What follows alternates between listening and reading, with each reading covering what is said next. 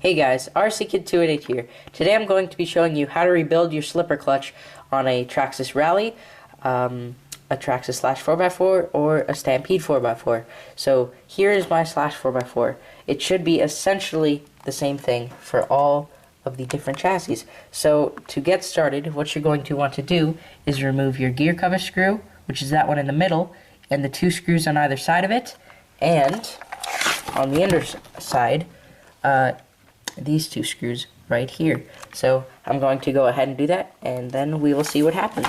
So after removing the screw for your gear cover, you're just going to come at it from the side and pull up. This works with any gear cover. I just have the clear one. So after that, you can see your pinion gear and slipper clutch and spur gear assembly. So finish taking out the two screws on the top and the bottom. So once you remove those four screws, you're going to take your chassis in one hand over here and take your rear assembly in one hand, start wiggling it gently, and it'll eventually just come off in one piece. There's where your rear differential is in there, and that's where the slipper clutch sits. Now, once this is in two pieces, you will see your slipper clutch or center differential, but this is about slipper clutches. So you're just going to pull it out, and sometimes it might get stuck, so just wiggle it around a little bit and pull it out. Here it is. Mine is pretty rusted, so I do need to repair it. Just put a new spur gear and new pads in there recently, so that's good, but I still will show you how to do it. So once that is done, you can just take the slipper clutch out and leave everything else. You can throw the chassis, well, you don't throw it, but you can set the chassis and the rear assembly off to the side, and we can focus on this. What you're going to want to do next is there is a little grub screw holding this piece on. Mine is all rusted out, but I still have to take it off. So you're going to just remove that grub screw and take that off. Yeah, I'll show you the item number for the new part. So I just unscrewed the grub screw and it slides off. So yeah, the item number for the I'm not even sure what this piece is called, but for the end of the slipper clutch is 6888. Save this just in case, but it's not the piece you're going to want to put on there. This is the piece you're going to want to put on there. So just the grub screw is already in there. Make sure to not lose that. So just slide it onto your slipper clutch, tighten the grub screw, and you're good to go if that's all you're trying to do. So what you're going to want to do next, after you take the end piece off, is there is a nut right here. You're going to want to loosen that all the way. Just a tip, since this is a gear, especially if you have a steel one, you're going to want to get a glove or take your sleeve, put it around the gear, and then loosen this nut. So just back it all the way off, and then pull off the spring. So once you have your slipper clutch spring and nut off, you're going to take this aluminum or plastic spacer, depending on which one you have, off. And then there will be 3 screws in the front, and you have to remove all of them. So just take all 3 of those off. So after you have those 3 screws off, you can go ahead and just pull off this plate. Let me go ahead and do it. So that plate comes off, and then you're left with the spur gear and basically the slipper clutch pads. The shaft should slide out from the back, and then on here, so with the shaft out now, you should have 3 pads. If your pads are torn up, go ahead and replace them with the slipper clutch rebuild kit.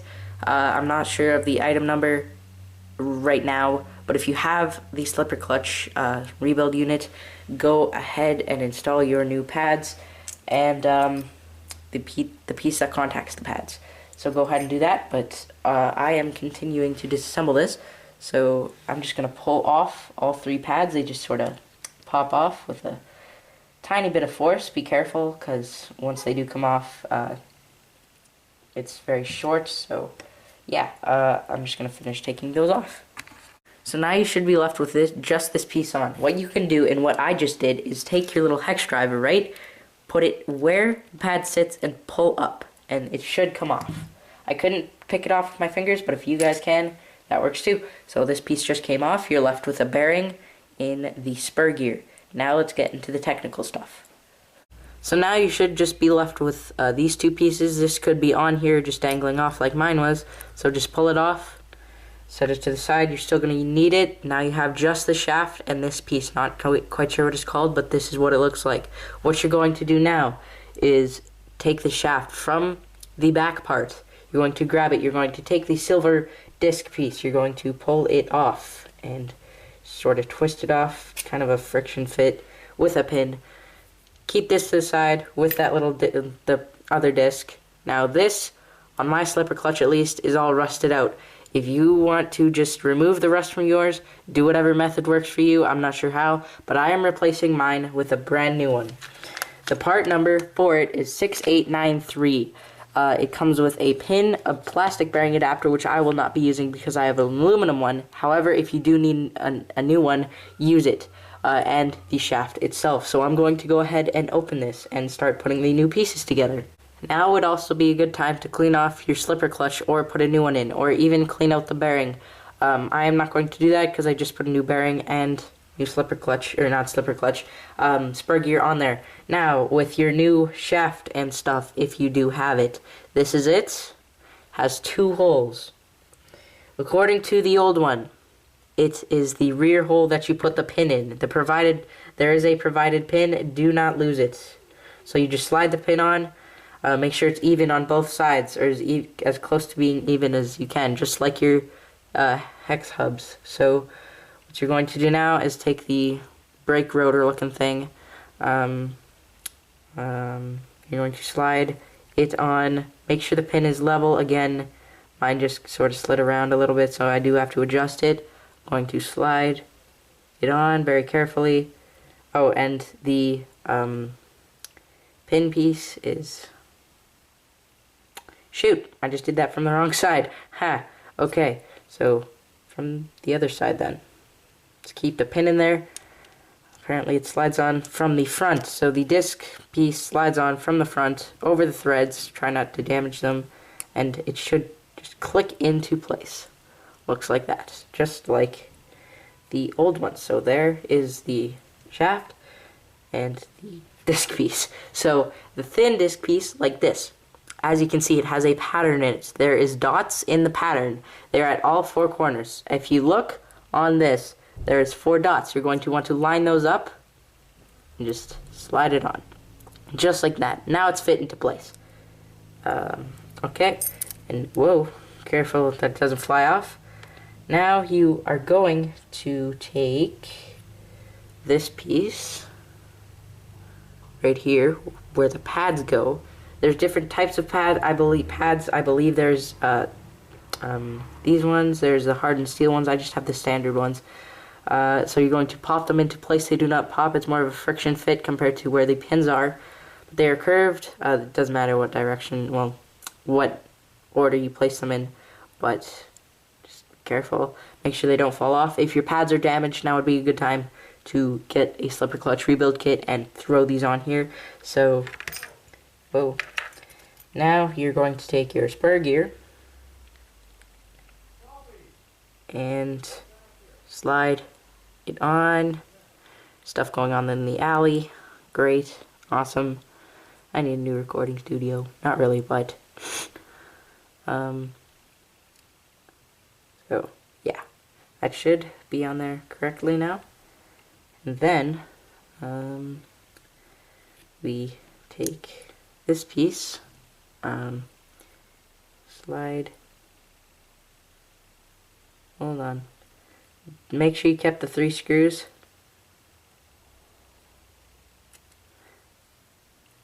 You're going to put that onto place. It sort of slides in. And you're going to take the 3 screws and actually wait, not the 3 screws yet. So you have your spur gear like this on this side, that on the other side. Oh, and where it has like the module 8, the tooth number, that is where this piece goes on with the 3 screw holes. On the other side, where there's nothing on it, is where your pads go, just to make sure. So make sure you take your shaft and the little pad piece is still lined up, slide it on, and actually this is how your clutch works. So when you tighten the nut, which has the compressing spring on it, that tightens this, the pad, or the little silver ring contacting the pads and magic happens. So what you're going to want to do now is take your 3 screws, put them in the screw holes, and only don't tighten one down all the way. What you're going to want to do is tighten all 3 at little increments at a time. So I just change this. So just a little bit every time to make sure they're even. Because if they're not even, you're probably going to have problems. And make sure you do not over tighten them, because the screws do come out of the back just a little bit. That is what I've just found, and just as a little tip. Yeah, so I'm just going to finish tightening them down, because it's going to take a little while to do them on little increments. But trust me, it is beneficial in the end. Now your clutch is almost complete. The finished product for the screws should be, they are either level with this plate or a little bit below the level. Now you see that this bottom piece does slide around. That is because the nut is not on there yet. So you're either going to take your plastic piece here, bearing adapter, or an aluminum one. Mine is a little bit worn down, but you can see it's blue aluminum. I'm going to slide it on over the bearing. Should go on there. Yep, there we go. And then you should take your spring. The spring does come in your rebuild kit too. Take the nut. I'm going to hand thread the nut on there, and there is a proper adjustment on how to have your slipper clutch so it doesn't blow up your drivetrain, pretty much. So once it gets to the point that you cannot hand tighten it anymore, you're going to tighten it all the way, and then I will tell you in the next clip. So once you have the nut tightened all the way down, there we go, you are going to have to back it off.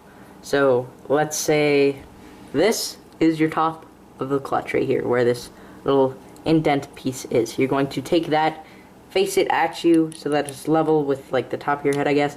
You're going to take your little wrench and turn it. It's half of a turn, so like 12 o'clock to 6 o'clock. So if you get that, like, so yeah, like, you know, Call of Duty 6 o'clock, yeah, that means behind you. So you're going to take your wrench from the top and turn it from a quarter turn, so 12 to, would that be 3? Yeah, 3, 12 to 3. Like, so it's loosen your nut so that it's in between a quarter of a turn backed off and a half of a turn backed off, if that makes any sense. If it doesn't, look it up, but I warn you, do not tighten your clutch all the way down and leave it. It will strip out your gears. Even if you have hardened steel gears, something will break. So now that you have your clutch properly adjusted, you can throw on this piece with the grub screw, tighten the grub screw, and you're ready to go. However, I have to install a new piece. The new piece, again, is Traxxas part number 6888. There we go. It also comes with this. This is for the front. Do not use this piece. Use this piece to put your slipper clutch together. So I'm going to open this and put it on. This is straight out of the package. I just slid it on there, and then you're going to take the nut driver that fits, tighten the grub screw. Already has thread lock on it, of course. Good job by Traxxas. And now it is ready to go on. I guess not. I don't know why these pieces always like to slide off. It's very strange. I guess you kind of have to crank it down, and then it'll, yeah, you just have to crank it down and then it'll stay on there. Yeah, so now what you're going to want to do is a little bit complicated if you're a kid, but it shouldn't worry anyone. So I will teach you guys the magic. So this next bit requires no tools but a bit of precision. If you have Traxxas part number 6893X, this is where you put the bearing that was included. So once you have your new bearing installed, if you do have that piece, you take your finished slipper clutch. Make sure your drive line is in there. It does not matter what angle it's on, it will just fit in. You're going to take your slipper clutch, put it into place. Make sure you do not mess with the pinion gear or the gear on the motor. For those that do not know, it should just eventually go into place, and just make sure you spin the shaft from the front to make sure it's connected. It is. So what what you're going to want to do, here's the precision bits. So once your slipper clutch is in here, you can see that the end piece, hold on, let me zoom in, has a little notch, right? So you can move it left and right, right? Right. So what you're going to want to do is have it, well, it really doesn't matter what way, but I'm going to have it this way, so horizontal. Now you're gonna put your chassis straight up and down. I'm just gonna get a better camera angle for this. 1 second. So once again, chassis straight up and down. Make sure your slipper clutch is still whatever way you want to do. You do not want it on an angle at all. You take your rear assembly. This works for the Stampede, Rally, / 4x4, LCG, and high center of gravity. What you're going to want to do, I'm not sure if it would translate onto the camera right now because the viewfinder on here is kind of garbage, but you're going to make sure the differential input or output, I'm not sure which one it is, in there is exactly the same angle as your slipper clutch. Now what you're going to want to do, make sure your slipper clutch is still aligned.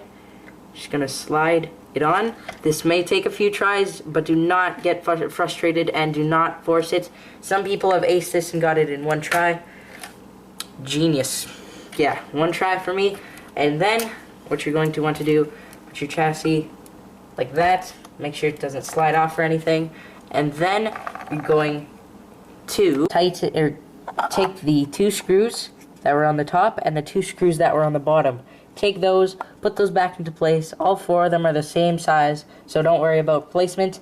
And then once you get those in, you're going to take your gear cover. Mine is clear, but most of them are black. You're going to take the small screw that was in there and tighten that, and then you are finished.